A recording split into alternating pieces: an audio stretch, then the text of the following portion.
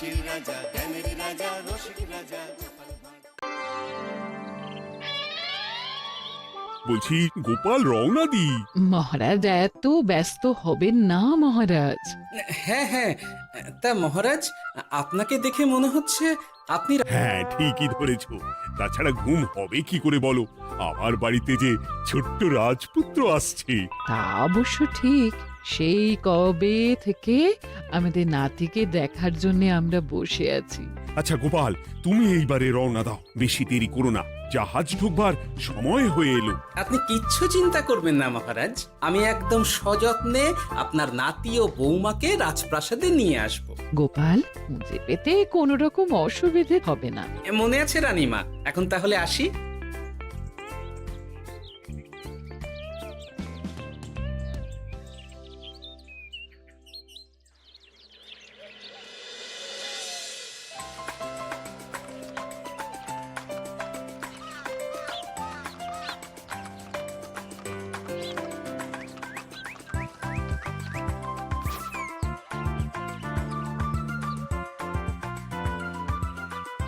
এসো এসো বৌমা এসো, আরে আমার নাতি বাবু যে।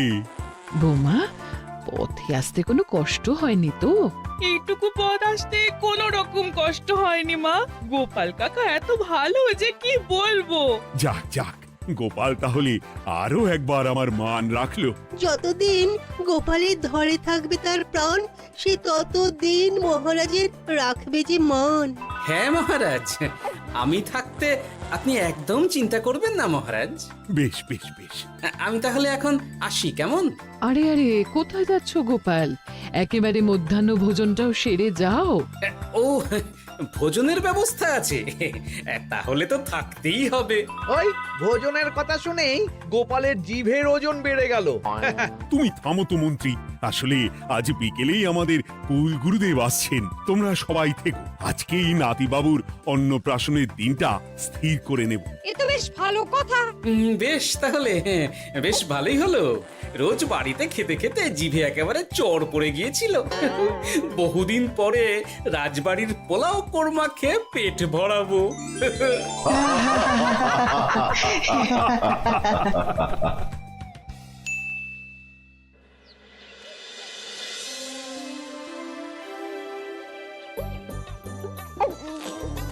বাহ, তোদের নাতির তো ঢের উন্নতি হবে রে, খুব প্রতিপত্তি হবে, নাম যশ সব হবে, কোনো চিন্তা নেই। গুরুদেব, নাতির শরীর স্বাস্থ্য ভালো থাকবে তো? দেখ, এমনিতে খুব একটা কিছু অসুবিধা তো দেখছি না, তবে হ্যাঁ, সম্প্রতি একটা বড় সড়ো ঝড় বয়ে যাবে দেখা যাচ্ছে। কি সর্বনাশ গুরুদেব, এসব কি বলছেন? কথাটা কি সত্যি? আমি মিথ্যা বলি না, যা দেখলাম, ঈশ্বর আমাকে দিয়ে যা বলালেন তাই বললাম। তাহলে কি হবে গুরুদেব? এই বিপদ এড়াবার কি কোনো উপায় নেই গুরুদেব? ওরে, তোরা আমার পুরো কথাটা শোন, কথার মাঝেই যদি এত প্রশ্ন করতে থাকিস তাহলে আমি কিভাবে আমার কথাটা শেষ করব? হ্যাঁ, ক্ষমা করুন গুরুদেব, আপনি বলুন বলুন। শোন, ওর কপালে ঝড় থাকলেও সে ঝড় ঠিক কেটে যাবে, চিন্তা করিস না, ভগবান আছেন, উনি বিপদ ঠিকই কাটিয়ে দেবেন। যখন বিপদ চরম সীমায় পৌঁছে যায় তখন ঈশ্বর নিজে এসে আমাদের বিপদ মুক্ত করে। সত্যি গুরুদেব, ঈশ্বর নিজে আসেন? হ্যাঁ, নিজে আসেন। জয় গুরুদেবের জয়। গুরুদেব, এইবারে তাহলে আপনি একটা শুভ দিন বলে দিন, নাতিবাবুর অন্নপ্রাশনটা ধুমধাম করে দিতে হবে তো। আজকের পর থেকে ঠিক 3 দিন বাদে একটা খুব ভালো দিন আছে, ওই দিন তাহলে অন্নপ্রাশনের ব্যবস্থা কর। বেশ বেশ, তবে তাই হবে গুরুদেব, তাই হবে। গোপাল, তাহলে সব কিছুর বন্দোবস্ত করা শুরু করো। সে আর বলতে রানীমা, আমি আগামীকাল থেকেই একদম জোর কদমে মাঠে নেমে পড়বো। হ্যাঁ রানীমা, আমি কোনো দায়িত্ব নেব নাকি? না থাক, যদি প্রয়োজন হয় তুমি গোপালকে সাহায্য করো।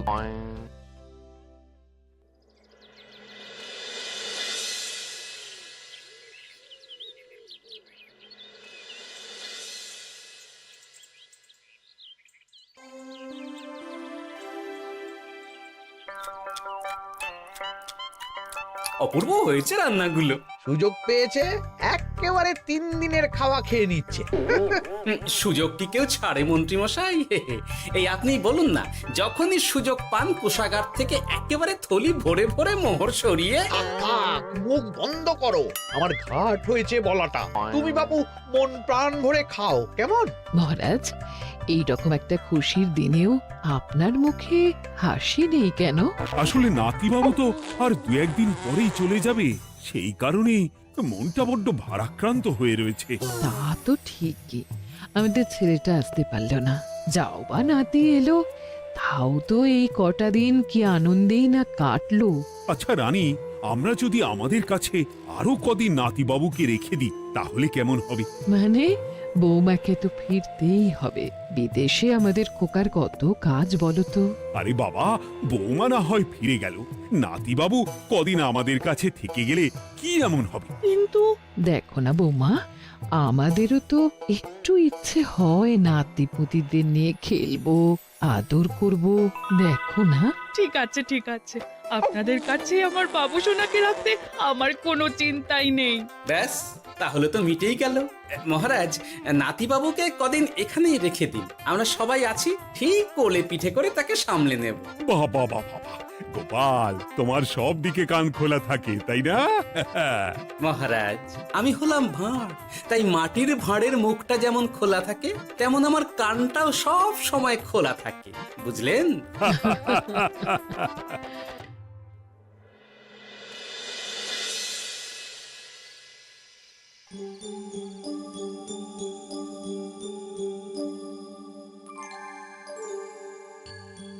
কি ব্যাপার মহারাজ, আপনি এখনো শোননি কেন?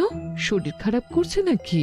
না রানী, একটা কথা খুব ভাবাচ্ছে বুঝলে। কি কথা মহারাজ? এই যে সেদিন গুরুদেব বললেন না, যখন গভীর বিপদ আসে তখন ঈশ্বর নিজে আসেন বিপদে মোকাবিলা করার জন্য। হ্যাঁ মহারাজ, বললেন তো। আচ্ছা, ঈশ্বর কি বিপদে সত্যি নিজে আসেন? কিন্তু তিনি নিজে তো বিশাল শক্তিধর, ক্ষমতাবান, তাহলে তিনি নিজে না এসে অন্য কাউকে পরিস্থিতির মোকাবিলা করতে পাঠান না কেন? মহারাজ, ঈশ্বর কখনো কখনো নিজেই হয়তো আসেন, অথবা কখনো কারো দ্বারা বিপদ খণ্ডন করেন। ব্যাপারটা খুবই সহজ মহারাজ। না না, কিন্তু আমার মনে হয়। মহারাজ, আপনার কি মনে হয় আমি জানি না, তবে আমার যা মনে হয় আপনাকে বলেছি। আগামীকাল একবার সভাসদদের প্রশ্নটা করতে হবে, দেখি তারা কি বলে। আগামীকাল সকালে আবার বৌমা ফিরে যাবে।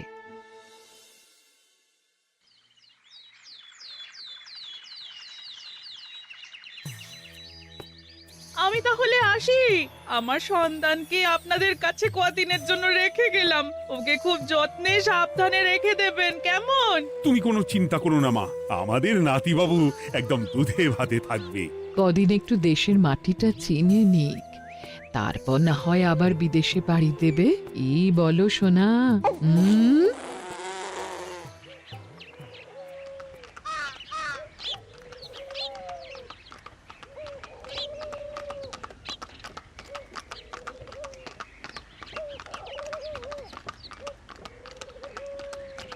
বৌমা তো চলে গেল, এইবারে তাহলে আমরাও যাই। আজকেও নিশ্চয়ই বৌমার ফিরে যাওয়া উপলক্ষে রাজসভা বন্ধ থাকবে।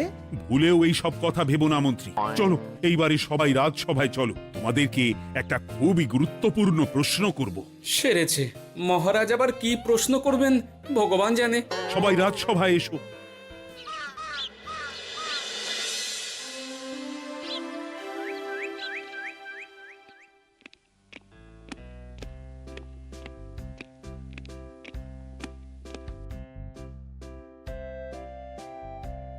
আচ্ছা, তোমরা সকলে বলো তো, ঈশ্বর কি সত্যি বিপদ খণ্ডনে এই ধরাধামে অবতীর্ণ হন?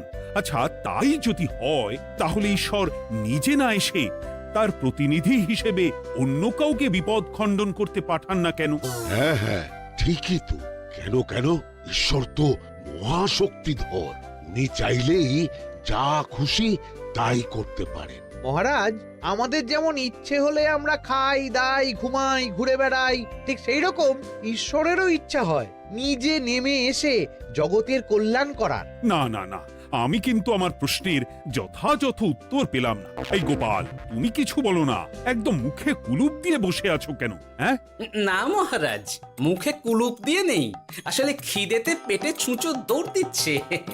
বেশি কথা বললে খাটনি হবে, আরো খিদে বাড়বে, তাই চুপ করে আছি আর কি। ইস, শুধু খাওয়া আর খাওয়া, সব সময় শুধু খাওয়ার চিন্তা। গোপাল, ছি, লজ্জা করে না? এমন একটা গুরুত্বপূর্ণ সময়ে তুমি আমার প্রশ্নের উত্তর না দিয়ে মনে মনে খাবারের কথা ভাবছো। আসলে মহারাজ, ওই না খেলে যে মাথাটা কাজ করে না, পেটে খিদে মুখে লাজ, এমন করলে তো মগজটাই পুরো ঘেঁটে ঘ হয়ে যাবে মহারাজ। বেটাকে তাড়িয়ে দিন। যাও যাও গোপাল, আমার রাজসভা থেকে এক্ষুনি বিদেয় হও দেখি। যাও যাও, তুমি যাও। যার সব সময় শুধু খাওয়ার চিন্তা, এমন পেটুককে সভায় রেখে আমার কোনো কাজ নেই। কিন্তু মহারাজ, চুপ, একদম চুপ। তুমি যাও গোপাল, যাও। যদি কোনোদিনও উত্তর খুঁজে পাও, তবেই আবার এই সভায় তোমার মুখ দেখিও।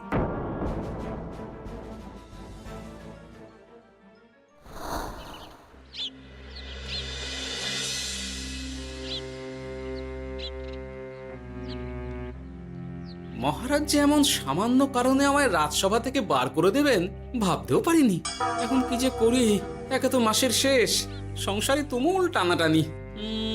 এক কাজ করি বরং, গিন্নিকে নিয়ে কদিন শ্বশুর বাড়ি চলে যায়, কদিন পায়ের উপরে পা তুলে আরাম করে আয়েশ করে দিন কাটাবো। হ্যাঁ, তাই করি।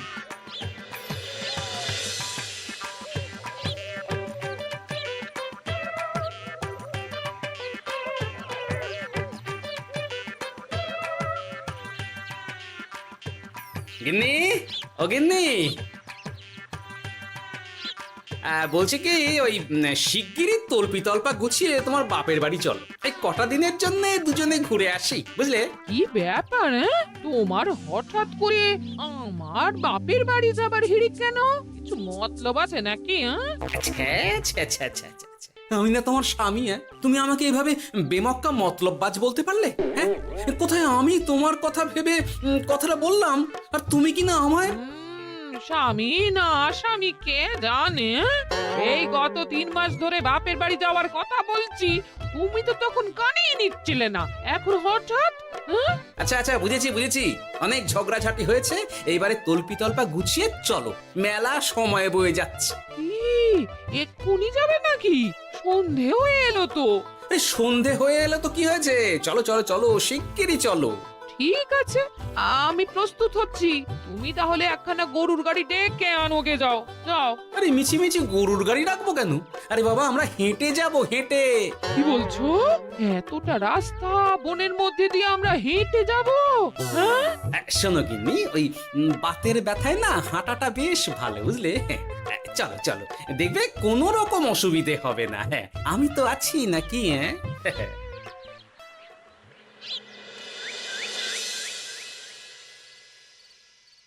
বাবা, হ্যাঁ, বনটা বেশ ঘন। বলি, এই সময়ে এই বনের মধ্যে দিয়ে কেউ হেঁটে যায়? মেলা গজগজ না করে চুপচাপ এসো দেখি। ও মা গো, বাবা গো, বাবা গো, কি লাগাটাই না লাগলো গো। আরে, তোমার থেকে আমার বেশি লেগেছে, যাখানা ধাক্কা মারলে। কি করবো? গিন্নি আমায় ধাক্কা মেরে ফেললো বটে, কিন্তু আজ আমি মহারাজের প্রশ্নের যথাযথ উত্তর পেয়ে গেলাম। বেড়াল ছানাটিকে বাঁচাতে কোনো কিছু না ভেবেই কিভাবে বেড়ালটা ওই বাঘা কুকুরটার দিকে তেড়ে গেল। হ্যাঁ, তার মানে বিপদে পড়লে সন্তানকে বাঁচাতে না, আমাকে এক্ষুনি একবার রাজপ্রাসাদে যেতে হবে, রানীমার সঙ্গে কথা বলতে হবে। আরে আরে আরে আরে, ওদিকে কোথায় চললে গো? ওদিকে তো তোমার শ্বশুর বাড়ি নয়? আরে বাবা, আমার নয়, তোমার শ্বশুর বাড়ির দিকেই আবার যাচ্ছি, বুঝলে? তার মানে আমরা আর যাবো না? না না, পরে যাব, তাড়াতাড়ি এসো দেখিনি। এ কি রে বাবা, লোকটার মাথাটা কি গেছে নাকি? কখন যে কি করছে নিজেরই ঠিক নেই, যত সব।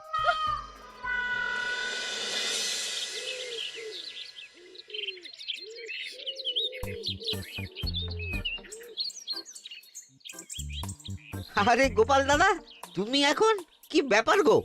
আমি একটু রানীমার সঙ্গে দেখা করতে চাই, খুব দরকার। কিন্তু এখন তো সকলে ঘুমাচ্ছে, তাই আমি তো এখন তোমাকে ঢুকতে দিতে পারবো না। আরে অযথা কথা না বলে পথ ছাড়ো, ভিতরে ঢুকতে দাও। গোপাল দাদা, তুমি এই সময় ওই ঢোকার জন্য অহেতুক জেদ করো না। তাছাড়া আমি যতদূর জানি তোমায় তো মহারাজ তাড়িয়ে দিয়েছিলেন, তাহলে আবার বহাল হব, চিন্তা করো না। দয়া করে এখন ঢুকতে দাও। গোপাল দাদা।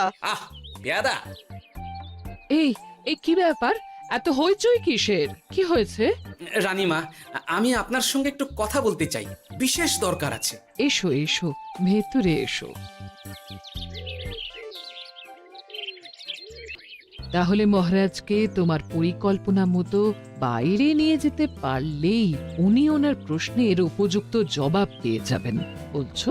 সে ব্যাপারে আপনি 100% নিশ্চিত থাকুন রানীমা। এখন আপনি শুধু আমার পরিকল্পনা অনুযায়ী মহারাজকে নৌকা বিহারে যেতে রাজি করান। তারপর কি হয় সেটা আপনি নিজেই সচক্ষে প্রমাণ পেয়ে যাবেন। তোমার উপরে আমার অগাধ আস্থা গোপাল। ঠিক আছে, তুমি যেমনটা বললে ঠিক ওইভাবেই আমি নৌকা বিহারের ব্যবস্থা করছি। রানীমা, দেখবেন এই পরিকল্পনাটা যাতে কোনোভাবেই পাঁচকান না হয়, তাহলে কিন্তু সব ভেস্তে যাবে। নিশ্চিন্তে থাকো গোপাল, কিচ্ছু হবে না, নিশ্চিন্তে থাকো।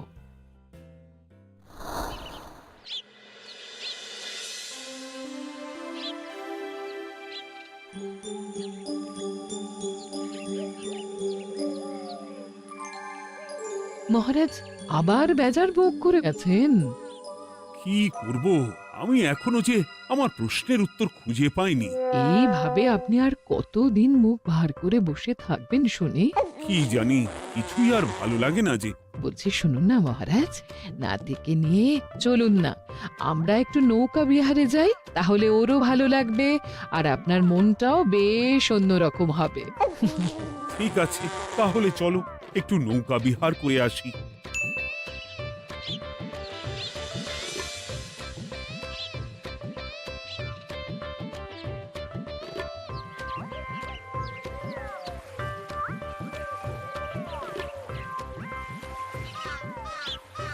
এই তো মহারাজ, আসুন আসুন, সেই কখন থেকে আপনার জন্য অপেক্ষা করছি। এ কি গোপাল, তুমি এখানে? কি ব্যাপার? তোমার সঙ্গে তোমার স্ত্রীও আছেন দেখছি। মহারাজ, কতদিন আপনাকে দেখিনি বলুন তো, তাই আজকে একদম সস্ত্রীক চলে এলাম। চলুন চলুন, সকলে মিলে নৌকো বিহার করে আসি। কিন্তু আমি তো তোমাকে তাড়িয়ে দিয়েছিলাম, তারপরেও তুমি। মহারাজ, অনেক তো হয়েছে, এখন এসব কথা ছেড়ে নৌকোতে টুকুস করে উঠে পড়ুন দেখি। কিন্তু মহারাজ অযথা দেরি করবেন না, চলুন উঠে পড়ুন।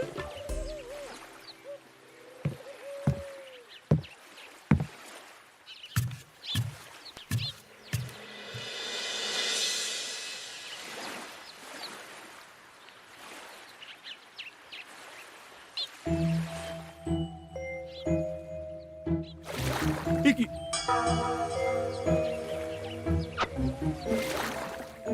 এই না, দেখো দেখো, ও কোনো সাড়া শব্দ করছে না কেন? সারা শব্দ করবেন না মহারাজ। মানে এসব কি বলছো? এই পুটুলির ভেতরে তো আপনার নাতি নেই, এখানে নাতির বদলে রয়েছে একখানা খেলার পুতুল। এসব কি বলছো তুমি? এইটা যদি পুতুলি হয় তাহলে আমার নাতি বাবু কোথায়? হ্যাঁ, আপনার নাতি এইখানে একদম সুরক্ষিত অবস্থাতেই আছে। যাক বাবা, আমি যে কি ভয় পেয়ে গেছিলাম তার কি বলবো। কিন্তু রানী, তুমি আমার সঙ্গে হঠাৎ কেন এমন ছলনা করলে? হ্যাঁ, আমার কথাই মহারাজ। কেন? আসলে আমি আপনাকে এই ঘটনার মধ্যে দিয়ে আপনার প্রশ্নের আসল উত্তরখানা দিতে চেয়েছিলাম, তাই। গোপাল, কি বলতে চাইছো একটু খুলে বলো তো। আপনি জানতে চেয়েছিলেন যে ঈশ্বর যেহেতু বিশাল ক্ষমতাধর, তাই সন্তানের বিপদে তিনি নিজে না এসে অন্য কাউকেও তো তার প্রতিনিধি হিসাবে বিপদটা কাটাতে পাঠাতে পারেন। হ্যাঁ, কিন্তু তার সঙ্গে এই ঘটনার কি সম্পর্ক শুনি? মহারাজ, পুতুলটি যখন জলে পড়ে গেল তখন আপনি সেটিকে নিজের নাতি ভেবেই একবারও কারুর জন্য অপেক্ষা না করে নিজের প্রাণের তোয়াক্কা না করে নাতিবাবুকে রক্ষা করলেন। মহারাজ, আমরা ঈশ্বরের মানব সন্তান। ঈশ্বর আমাদের সকলের হৃদয়ের ভিতরে বসবাস করে, তাই বিপদ হলেই তিনি ছুটে আসেন, কখনো নিজে, আবার কখনো বা কোনরূপ প্রতিনিধি মারফত। তাই ভবিষ্যতে আর কোনোদিনও ঈশ্বর সম্পর্কিত কোনরূপ সংশয় মনে রাখবেন না, কেমন? সাধু সাধু, ধন্য তোমার বুদ্ধি হে গোপাল। সত্যি যেভাবে তুমি একটা ঘটনার মধ্যে দিয়ে আমায় আমার প্রশ্নের উত্তরটা ব্যাখ্যা সমেত, তার কোনো তুলনা হয় না। তোমার যে আর কিভাবে প্রশংসা করব তাই ভাবছি। মহারাজ, আমার আর প্রশংসা না করে ওই পেট পুরে একটু ভালো মন্দ খাওয়ান তো দেখি, তাহলেই হবে, আর কিচ্ছু চাই না। আচ্ছা আচ্ছা, বেশ বেশ, তাই হবে। আগামী 7 দিন তোমার সস্ত্রীক সহ রাজবাড়িতে দুবেলা আহারের নিমন্ত্রণ থাকলো, কেমন? ব্যাস, আর কি চাই? হাসির রাজা জ্ঞানের রাজা রসিক রাজা